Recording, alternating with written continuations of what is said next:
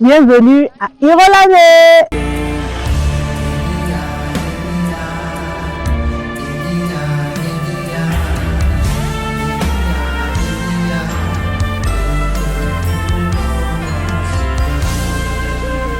Irolame est un institut de recherche d'huile de palme qui est situé entre Abidjan et Alépé. Et j'y étais pour le travail. Et je vous partage mon mini documentaire qui est un peu bâclé. Bon visionnage. Désolée pour la transpiration. On s'en va chez Fulgence. C'est un jeune étudiant qui est venu aider son père parce que son père en avait besoin. Et on le suit dans son champ pour pouvoir voir comment ça se passe, comment il vit, la vie étudiante et la vie au champ.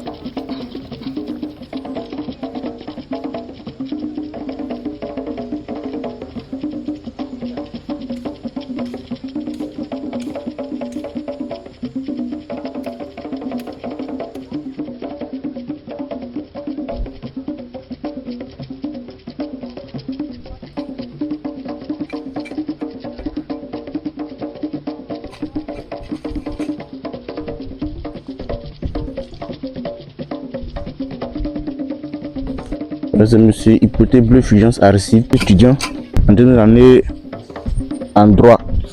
Comme mon père m'a appelé, j'ai pris mon fils, je voulais voir mon champ. Donc c'est ça, j'ai arrivé. Maintenant, c'est à cause des difficultés qu'il a que tu es venu l'aider. Oui. Donc lorsque la rentrée va, lorsque tu auras un peu de temps. Oui. Donc là-bas, tu es dans quelle université? Ouais, encore le fils ouvre boigne. Donc les cours ne sont pas trop intenses, c'est pour ça que tu as pu venir. Oui.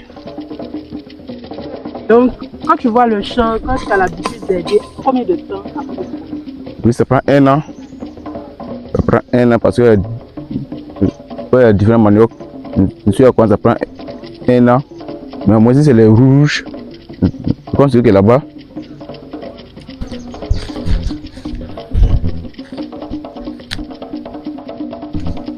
Ça prend 6 mois. La différence entre les maniocs verts là et les maniocs rouges là. Les maniocs rouges, on prend souvent pour attiquer. Okay. La cali. Mais ouais, ça, on va foutre le manioc comme ça. S'ils ont trop poussé, si les maniocs, ça ne peut pas produire ça. Voilà, ça va produire, ça va grandir. Donc, tout c'est pour ça, souvent, les gens préfèrent les produits pour les pomper. Comme pour moi, ils n'ont fait produit, c'est trop. Donc, c'est mieux qu'ils prennent la tabac et travaillent dedans. On nettoie, mais le lendemain, ça repousse encore. Donc, ça fatigue. Vous pouvez le constater même là-bas. Tu peux rapporter combien que tu évalues, que tu vois comme ça, que tu vas. Cette terre-là est riche. Souvent, par des passés, quand on a travaillé comme ça, quand le temps est arrivé, quand on a déterré, ça fait 3 chargements de camions au bâchi là. On doit se dire, Dieu nous fait grâce. En tout cas, on remercie Dieu toujours. Cette année encore, je suis lancé Dieu encore pour aider le Dieu. Mon jeune frère, qu'est-ce que tu peux dire à tes jeunes amis concernant la pollution du manioc, la pollution de l'EDA dans la terre? Qu'est-ce que tu peux dire? Tout ce que j'ai à dire à mes jeunes frères, même si on est étudiant, en tout cas, venons aider le papa. Il y a l'argent dedans, c'est comme tu es assis et oui, tu risques, il y a l'argent. Ok, merci beaucoup. Je suis content de travailler avec toi. Ouais. Je vais vous laisser travailler.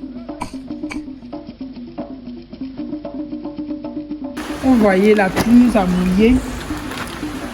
On est en train de partir à la porcherie pour voir les portes, l'emblème de Yopougon. J'habite à Yopougon maintenant. C'est très loin. On marche au ça finit pas. Je suivez moi.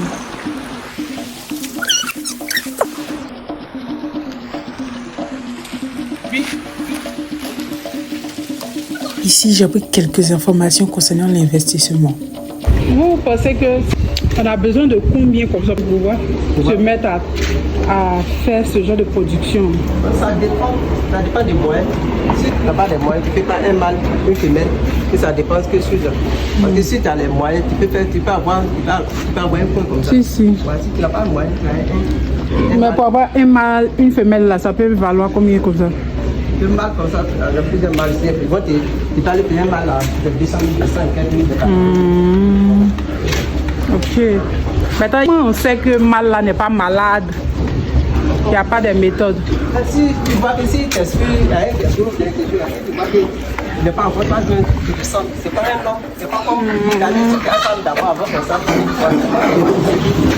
Ça, tu sais que le mal est encore. Aussi, parce que tu arrêtes, si les gars, tu vois que tu vas Ok. C'est à partir de combien d'années ou bien combien de mois tu commences à vendre? Là, ça dépend. Si choses tu t'as laissé comme un chalet, c'est un chalet que tu mets derrière le mal. À part de 3 jours, 4 jours, elle n'accepte plus. Elle est en train de mettre barre comme ça.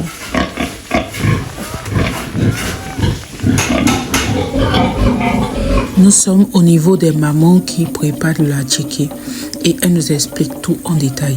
Les femmes d'ici là, qui vendent sur le marché là, elles prennent avec nous pour aller revendre. Donc on est obligé de bien faire pour faire le grain pour qu'elles prennent. Mais les garçons là qui font garba là, eux pour eux c'est vite là. On n'a pas besoin de faire grain. Et là, on tamise comme ça. On tamise et puis on met au soleil. Et quand ça devient sec là, on retamise dessus et puis on prépare pour les donner. Comme ça on fait. Quand il n'y a pas quelqu'un, tu es seul là, travail d'attiquer là, une seule personne ne peut pas faire. Si vous êtes 2 à 3 comme ça là tu peux prendre beaucoup pour faire. Mais actuellement la manioc même est devenue chère. Tu as fini de faire, tu as pressé pour enlever l'eau, tout ça là. Amidon, tout ça. Donc, on se débrouille avec comme ça, mais c'est pas facile. Donc, ce sont les petites activités qui nous rapportent un peu. Même si tu as fait que tu as eu 1000 francs dessus, tu as eu 2000 dessus là, c'est quelque chose. Ce sont les dessus on fait là. On fait attiquer. Ici là même là, majorité, beaucoup de femmes même font attiquer ici.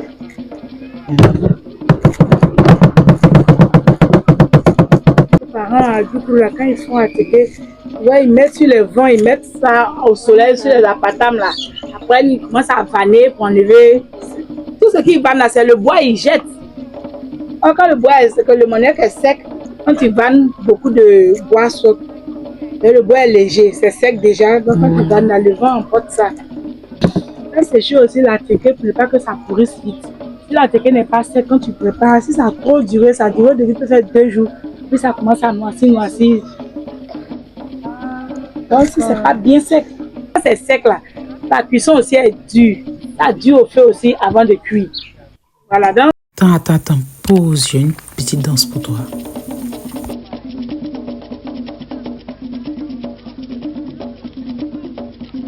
Devant là-bas, on dit que le fleuve là, il fait ceci, il fait cela. Moi, je veux voir. Suivez-moi. J'espère que vous n'êtes pas fatigué, on marche, c'est trop loin. Bon, mon guide, comme c'est lui qui a donné mon caméraman. Tout cas, il a dit c'est à trop de ses potes. Bon, comme elle avait signifié tout à l'heure, nous nous dirigeons vers notre fleuve que nous avons ici, Lamé. Nous allons directement là-bas. Nous sommes à quelques minutes, plus 5, pas trop. On va arriver là-bas tout à l'heure. Puis bon, on va essayer de voir un peu sur certaines choses. Donc, soyez un peu patient et puis bon, suivez-nous.